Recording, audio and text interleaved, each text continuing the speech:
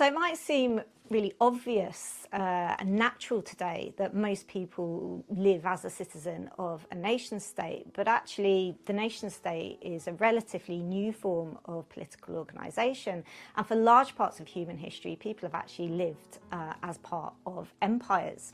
And if we go back to the 1920s and 1930s, for the colonial powers, they're not imagining at all that empires are going to end. They're sometimes under pressure to reform them.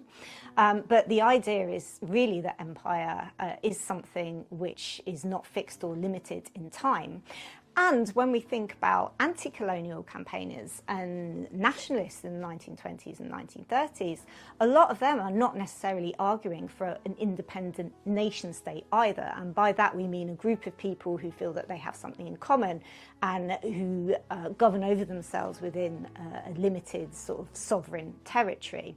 Rather, what we have is anti-colonial activists that are thinking about the world in a much more connected way, who are interested in ideas such as Pan-Africanism, so they don't necessarily want the independence of Côte d'Ivoire or Mali or Senegal. They're thinking about actually how can we liberate this area as a whole and organise it in a federal organisation. We've also got Pan-Asianism, Pan-Islamism, Pan-Arabism. So the really interesting question for historians is that given that actually the nation state is not necessarily the favoured form for many of our political actors immediately after the Second World War, why is it that that is the form that decolonisation nevertheless takes by the 1960s and for a little bit later with the Portuguese, the 1970s as well? And that's really one of the important things that historians do. We're interested in thinking about the fact that just because something turns out a certain way, that doesn't mean that it's inevitable.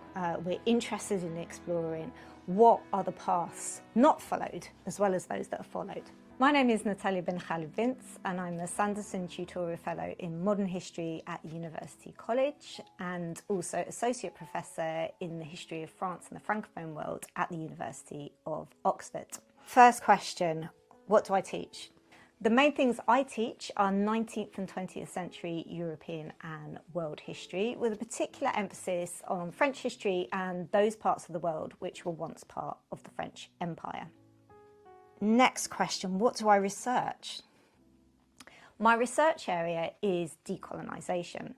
Decolonisation can be understood in a number of ways. So firstly, it can be understood as a chronological moment in the middle of the 20th century when the world transforms from a world in which empire is one of the most dominant forms of political organisation to a series of nation states. So the second way in which decolonisation can be understood is as a process, so a process of undoing and remaking the political, economic, social and cultural ties which were the basis of empire and colonialism. And those processes take a lot longer than the moment of political independence, and some of them are still ongoing today. Why is decolonisation interesting and important? Oh, big question. So decolonisation is one of the major processes of the 20th century which transforms the way in which the world is organised and how people live their lives. Just after the Second World War in 1945, 750 million people, that's about a third of the world's population at the time, were living under colonial rule, and even more people, many more millions of people in Britain and in France and in Portugal were living as part of colonised countries. And then over the course of a relatively short period of time of about 30 years, those empires came apart, were challenged, crumbled, and a series of nation states took their place. And this is a really dramatic shift in the world order, as well as being a radical change in how people live their lives and experience living in a state, and even, their day-to-day experiences as well. What do historians do? So a common perception of what a historian does is rustling around in boxes of dusty archives. And of course that is part of what we do. And the archives can be more or less dusty, depending on where you're working. And I have to say, I still do get a thrill after all these years opening an archive box that smells a little bit musty, trying to carefully wiggle off a paper clip that's rusted on the page to try and see what's been typed or written really close to the margin. There's a material aspect to that I really enjoy as a historian. And I also enjoy the fact of going through archive boxes and thinking about what government departments decide to keep or what individuals decide to keep. And often you have a really sort of crazy mixture of, you know, very important sort of political decision making and then quite random notes in which you discover the petty office rivalries, you know, and arguments about who stole the last biscuit in the staff room. And I think that brings a very human dimension to the ways in which we study history, and reminds us actually that people in the past were very much like us in lots of ways, as well as obviously being very different too.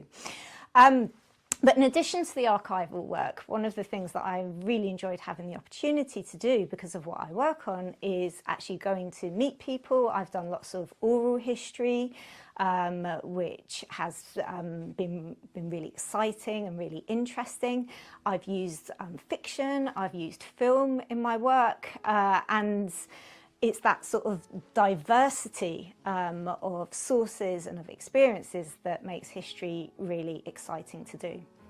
So one of the key things that historians do is not just engage critically with the work of previous generations of historians, but we need to be constantly thinking about our own work as well and how we might change our mind about things too. So one of the most striking, one of my most favourite images that emerged in the course of my research was this image of three women who were captured in the Algerian mountains as members of the Algerian National Liberation Front in 1956. You can see the three women in these photos. The names are Miriam Belmihoud, Safia Bazi and Fadila Mesli. And these women, we have a photograph of them because just before they were captured, a member of the Algerian National Liberation Front sort of came to their armed unit and wanted to photograph them for a propaganda stunt, really. So he wanted to use these images at the United Nations as a way of arguing for Algerian independence, wanting to demonstrate that in Algeria everyone was fighting. So the French were arguing that it was just, you know, a group of fanatical men. For the National Liberation Front, it was really important to have these images of women. So these images are actually staged with these women. They're actually nurses in the rural guerrilla. They don't really carry weapons, but the images are taken. And then at some point, shortly afterwards, these women and supposedly the film which the photos were on are captured. Now, I first came across these pictures in 2005 when I had the opportunity to meet Fadila Mesli, who's one of the women in these photos. And she had a really interesting story to tell about the photos, in which she said that when they were published in this magazine sort of got to Algeria, they created a sensation sort of amongst Algerian men, many of whom then wanted to sort of go and join the guerrilla because they were concerned that they were staying at home like women while the women were out doing the fighting. But recently a historian of photography got in contact with me because I thought that these photos had been taken because captured by the French army and then given to this French magazine.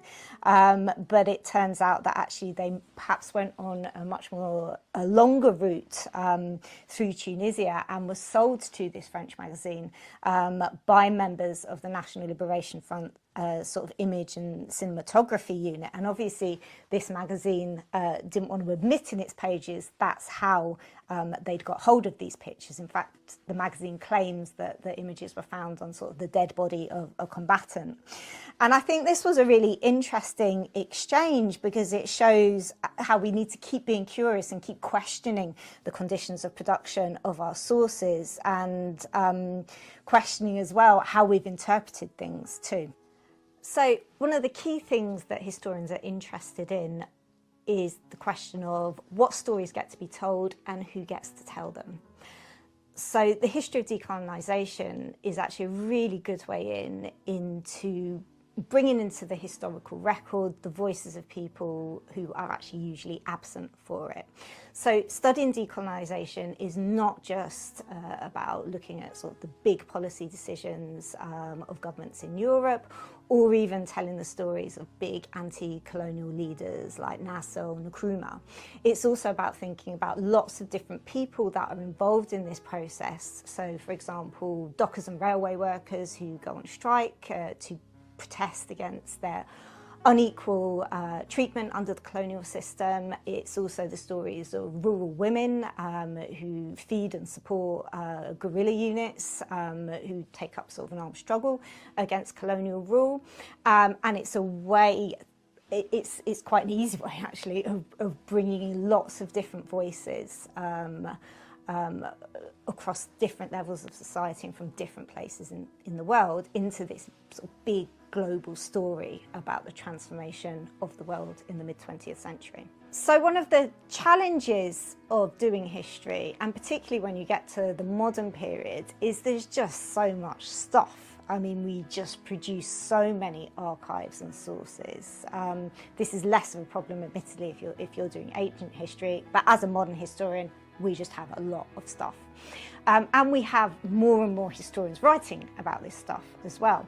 And sometimes that can feel a little bit overwhelming. So it is a bit of a cliche, but nevertheless, like all cliches, there's a kernel of truth in it. The more I know, the more I realise that, you know, I don't know very much. And to a certain extent, keeping that sense that, you know, there's always more to know, knowing that actually you possibly don't have the definitive, you know, answer or explanation to any given question is a really healthy reflex for a historian. You know, you do have to keep questioning your own assumptions, your own interpretations, your own methods. Equally, you know, you need to also not stop that writing your essay or writing your book or writing your article. So it's also about having the confidence that, you know, you are building up knowledge, and sort of based on that, you have got the skills and you've got the knowledge to come to an interpretation and analysis, which not everyone will agree with, and that's very normal, but which, you know, stands up to scrutiny, is well substantiated with evidence. So history helps us understand the way the world is today, not just if we're studying actually quite recent processes and changes such as decolonisation, but also even if we're studying periods of history that are much further away chronologically, we are able to understand why people do things in particular situations, why certain political decisions are made, what kinds of economic constraints people are under that determine those decisions, and how important their cultural beliefs are to shaping the way in which they act and experience the world. So what would my advice to students be? So often when undergraduates first start studying history and at some point they want to get into the archives, what they're really hoping for is to find what we might call a smoking gun. What is a smoking gun in the archive? This is the idea that somewhere tucked away in the archives there's going to be a document that makes this huge revelation that changes the way that we think about things.